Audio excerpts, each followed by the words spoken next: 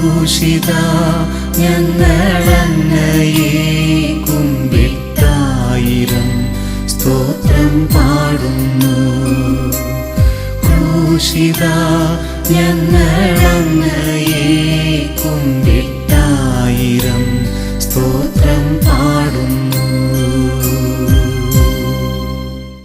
യേശുവിന്റെ ഏറ്റവും പ്രിയപ്പെട്ട കുഞ്ഞെ, യോഹന്നാന്റെ സുവിശേഷം 7-ാം അധ്യായം 37-ാം വാക്യം, ആർക്കെങ്കിലും ദാഹിക്കുന്നുണ്ടെങ്കിൽ അവൻ എൻ്റെ അടുക്കൽ വന്ന് കുടിക്കട്ടെ.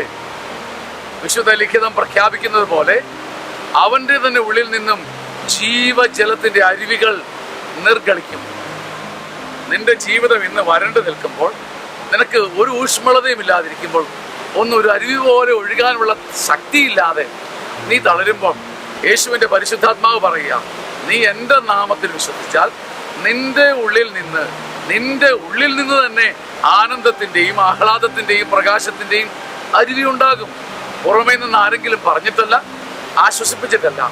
എന്നിൽ വിശ്വസിക്കുന്ന പക്ഷം നിന്റെ ഉള്ളിൽ നിന്നും, നിന്റെ ആത്മാവിൻ്റെ അകതാരിൽ നിന്നും പരിശുദ്ധാരൂപിയിൽ നിറയുന്ന ഒരു അരുവി നിന്നിലേക്ക് ഒഴുകി വന്ന്, നിന്റെ ഉള്ളിൽ നിന്നും പുറപ്പെടുന്ന അരുവി നിന്നെ എന്നേക്കുമായി ആശ്വസിപ്പിക്കും.